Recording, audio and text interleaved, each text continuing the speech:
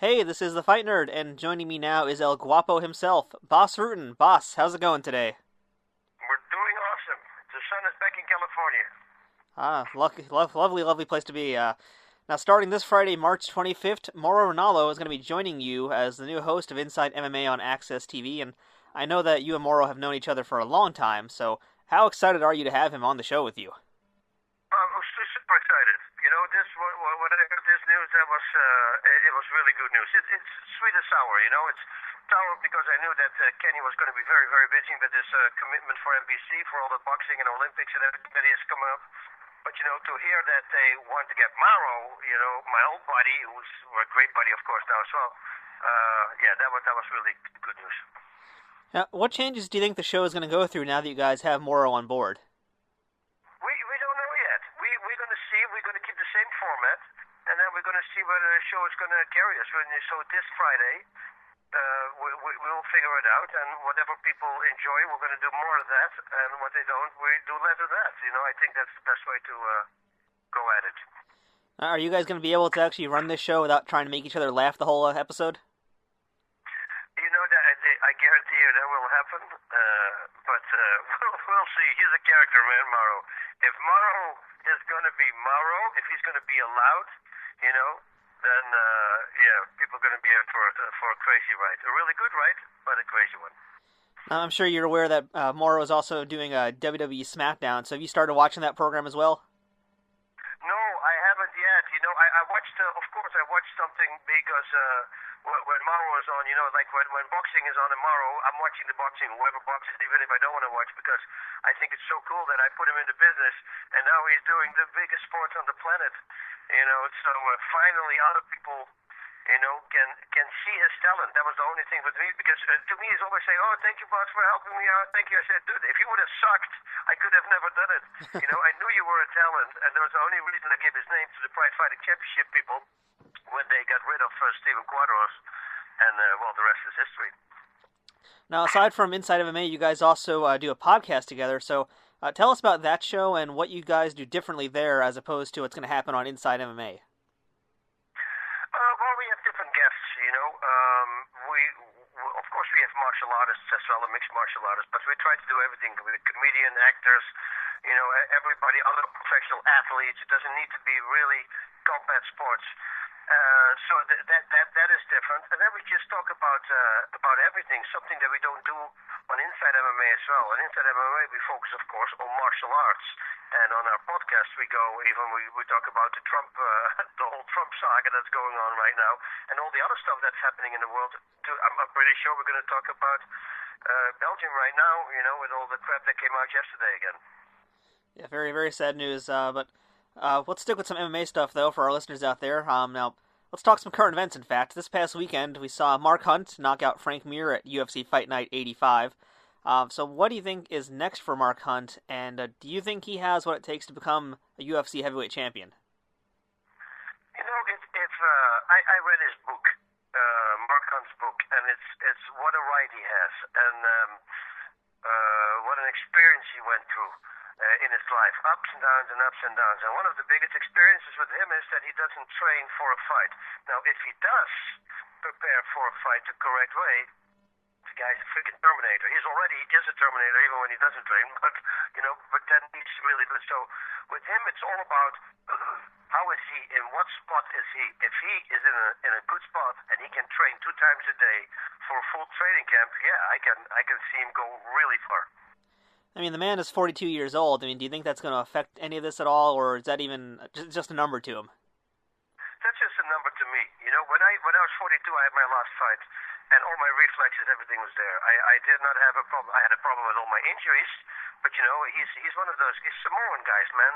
My friend is a Samoan guy. They have thicker bones, thicker skulls, thicker everything. You know, they're more durable than normal people, and so if he doesn't have big injuries, you know, yeah, I don't see his explosiveness and everything and the power. Well, the power, they always say, is the last thing that goes, you know, but even his explosiveness is still there. Do you have any thoughts or predictions for the upcoming Jon Jones-Daniel Cormier rematch at UFC 197? That fight's going to be pretty crazy, and these guys want to kill each other. So what do you think is going to happen with this fight? You know, that's a big question to So let me turn back a little bit.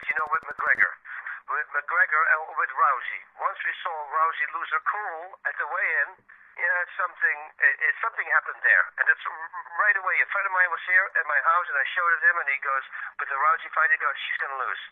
The other girl got in her head. That's what he said to me. So Holm got in her head. So now the same with Conor McGregor. Conor McGregor, he was fighting, and he always gets in the opponent's head. But suddenly at the weigh-in, Diaz gets really close to him with his fist. He hits the hand away. He loses his cool. He gets really angry at that moment. And I go, wow, I didn't expect that. It should have been the other way around. Maybe he's going to lose this fight. That was the big question. Now with Cormier and Jones, it's all about how did Jones deal with the problems outside. Can he squash it away? Because I totally forget what is the biggest goal? Tiger Woods. How can I forget his name? Tiger Woods, when he had a big problem in his life, he never came back from it. And fighting and golf and everything, the sports like that, it's all done in the mind. And especially golf, of course. You like 100th of an inch off, and the ball goes far past the target. But with fighting, it's the same thing. So can he put everything aside? Now he's really young, and I don't see that problem. But it could backfire for him. I don't know yet. We're really going to have to see. I do know that Cormier is a whole different fighter now than when he fought him the first time. He knows now what to expect. He knows Jones didn't finish him, so he's going to come back even more hungry, especially after all the stuff that Jones has said. So I see Cormier could win this fight, but if Jones goes back fully to what he was before, then it's very hard to beat a guy like Jones. And physically, Jones looks like he's in the best condition he's been in a long time. And from the promo videos that we've seen so far, it would also seem that Jones is taking all this stuff pretty well with all the stuff that's happened to him in the past year. Do you think that's just a front, or is Jones really just beyond all this from what you've seen so far? Well, sorry, I got this crazy thing in my neck. I don't know if it could be all the front. I mean, the way these fighters nowadays react to little things, like they post something about him, and right away he has to post a video and saying bad stuff. Chuck Liddell says something that he's quite conservative, not to finish, and boom, it goes all right away all over Chuck Liddell. I don't think that's people who are in control. People who are in control and who are very confident about themselves, they're going to tell, yeah, well, that's Chuck's opinion. My opinion is, needless to say, something different. They don't need to go in a deep explanation, and this is not true, and you should have saved your chin, like firing back like that. I don't know if that's so I think it's a front. We're gonna figure it out if he's really calm once he's fighting him. All right. Well, since you brought up Conor McGregor also, I want to ask you about him and his future. He is still the champ in his division, but he has a definite interest in going into other weight classes. So, where do you think his stock is right now after the Diaz fight, and what's the best course of action for him for his career? Should he keep his title, try other weight classes, vacate the belt, or just do something else entirely? Well, he's going to need to defend the belt. Everybody knows, they always say, any fighter can get the belt one time. It's about defending the belt. That's the most important thing. So he's going to have to defend it at 145, preferably against Frankie Edgar. That will be a great fight for him. And winning or losing, then he can decide if he wants to go to 155. If he decides to go 155 right now, I don't know if that's a smart thing. I think other people are going to say the same what I say. Why didn't he fight Frankie first? Or at least a rematch with Aldo. So I think he should. But on the other side, I know also that it's very hard for him to cut it to 145. So, it's one of these deals that I think for his own peace of mind, he's going to have to do. He's going to have to fight at least one fight at 145 and then go up in weight. And should that be like a vacation? Not vacation. Should he vacate the belt after he does that defense, or just hold on to it? Like, what do you think would happen then? No, he would vacate. He needs to. Otherwise, it's not fair to the other people in the division. If he wins the fight, of course, then that will be the nicest thing to do. Because otherwise, if you need to fight in two different weight classes, it's not going to be fair to the other fighters. Right. I asked Mauro this question when I spoke to him the other day, and I'm curious to hear your thoughts on this too. We were talking about the change in title of the UFC women's bantamweight belt and where Ronda Rousey fits into all of this.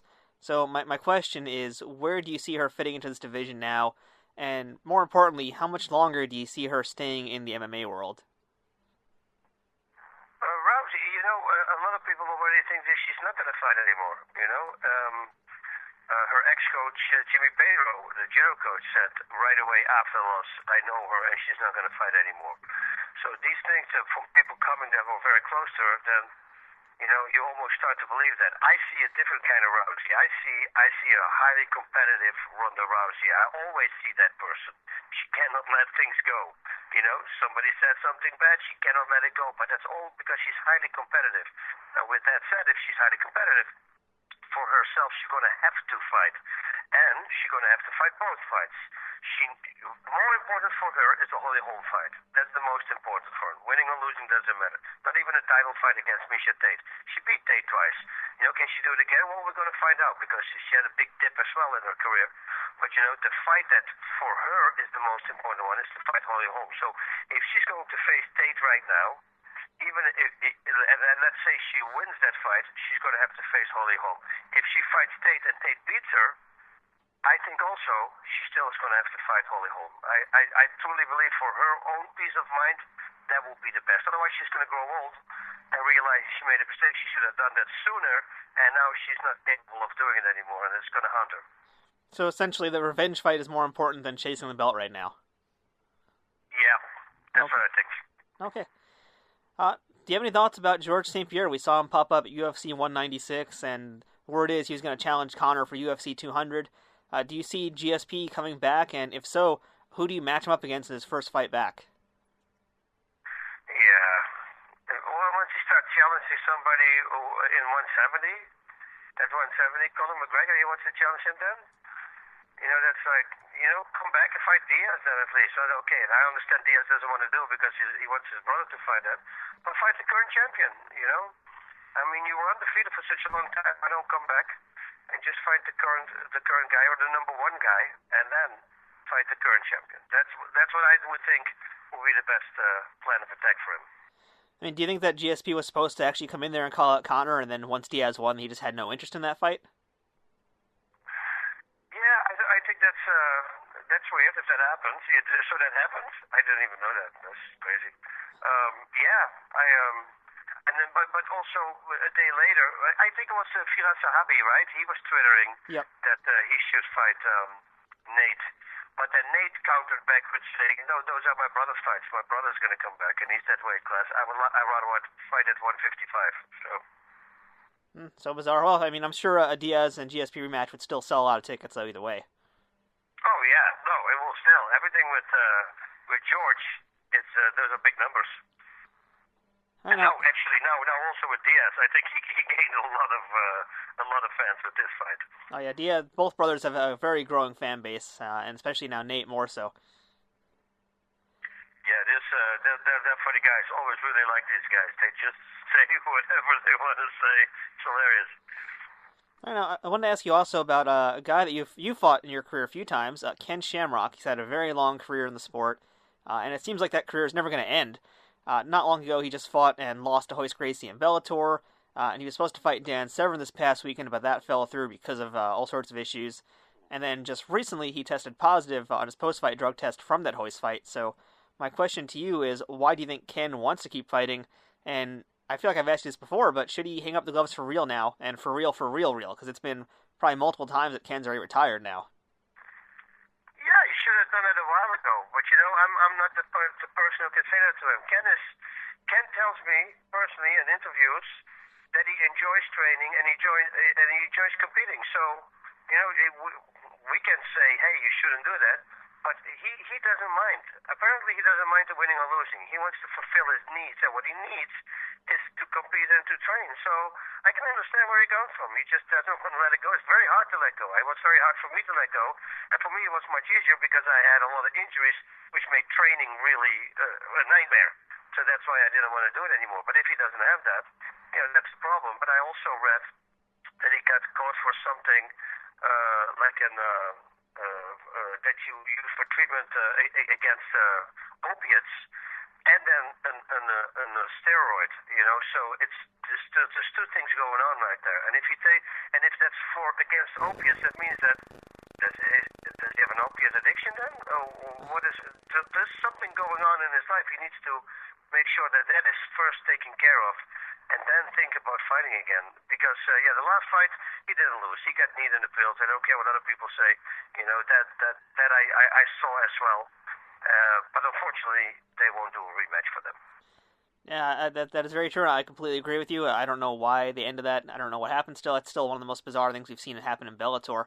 Well, on that topic, I mean, what do you think about Royce? Because Royce basically didn't fight for many, many, many years. He came back, had this match with Ken. Should Royce continue fighting as well? I mean, do you want to see him fight again as a fan? I would watch the fight, but to especially if it would be a pay-per-view, I don't know if I would buy it. I don't know. It's fun to watch, but it's at a certain time. If I would see myself fight right now, I'm not that guy anymore that I used to be. I see a slower version of it. The reflexes. All these things. I don't think it's a good thing. I understand that you still want to try it, and it's very hard again. To say goodbye to a career like that, but. It's. I don't think it's a good thing to show not the real you, not the person that made you famous. And it seems like MMA, a lot of fighters just have very, very long careers, just for whatever reason, more so than a lot of boxers would have. And I feel like if you didn't have your injuries as well, you would have kept fighting for a much longer career.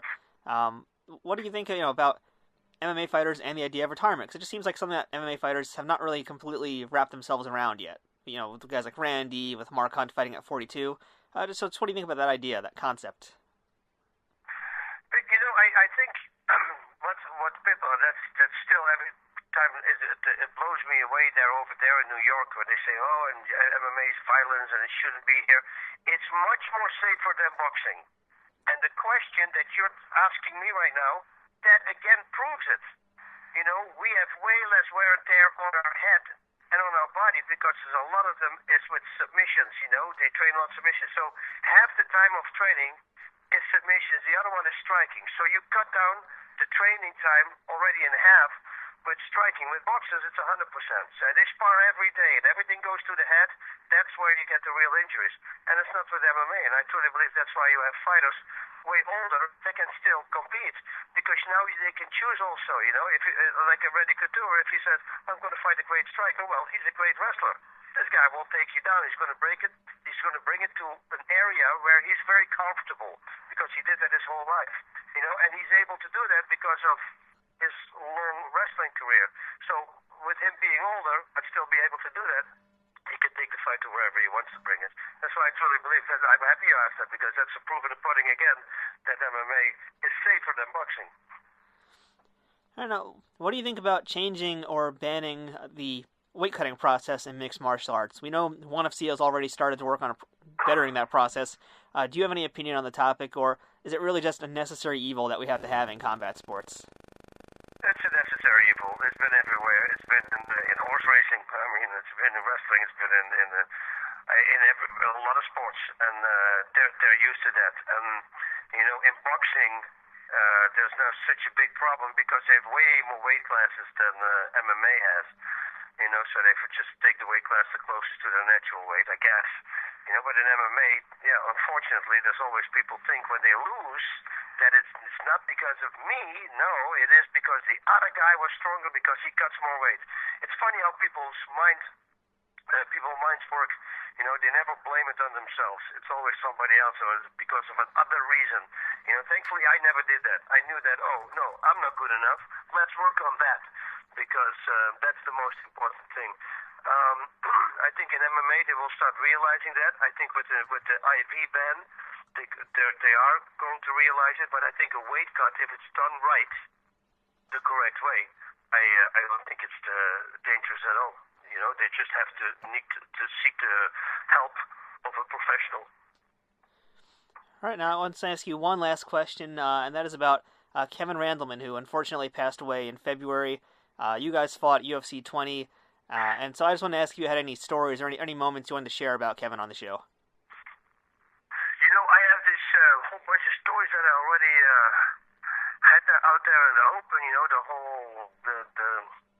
The story that we met each other in the elevator the day before the fight, just the two of us, and I wished him good luck on the fight the next day, and he wished me back, and then he promised me, he said, if you promise not to kick me, if you keep your feet on the floor, I promise not to take you down.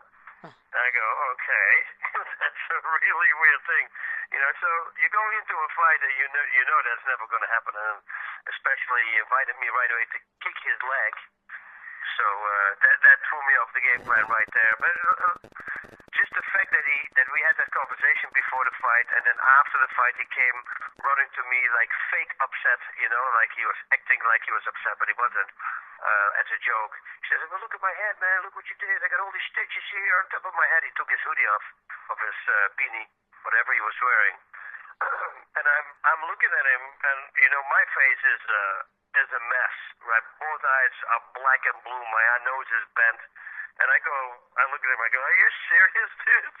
You put on a beanie, nobody can see it. Look at me. This is right in my face here. Everybody can see. And he started laughing, so I knew it was a joke.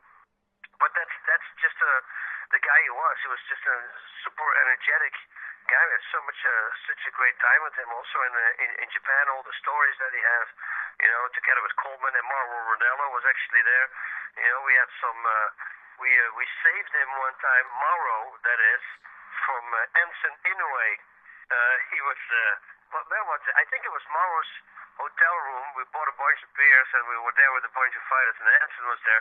And Mauro, somebody gave Mauro 2 pain pills, and he never in his life had a pain pill. So when they realized there was 2 pain pills, people were freaking out because he didn't know what he was going to do. And he was attacking Enson for fun. But Enson is one of those guys that you shouldn't do that to. So suddenly we saw Mauro flying, and Enson pushed away. And Kevin and I, of course, we both jumped in it. Said, no. It's just a joke. And Enson started laughing. He goes, dude, I pushed him. Of course I know it's a joke. Don't worry about it. But just if you know Mauro also, the Mauro overacts everything. If I push my finger on his arm, he can crumble to the floor like he's been shot by a freaking 50 cal rifle. And it's really funny how he does that. So he does that all the time, which makes everything very comical when you see him fly like that. Oh, great stories there. Now you guys can listen to Bas Rutten and Mauro Ranallo on their podcast. And more importantly, check them out this Friday on Inside MMA on AXS TV, where Mauro is going to be making his debut alongside Bas on the show. Bas, thank you so much for your time today. Godspeed and party on. Godspeed and party on. That was comical. That was the word. I said it wrong. Thank you so much, Bas.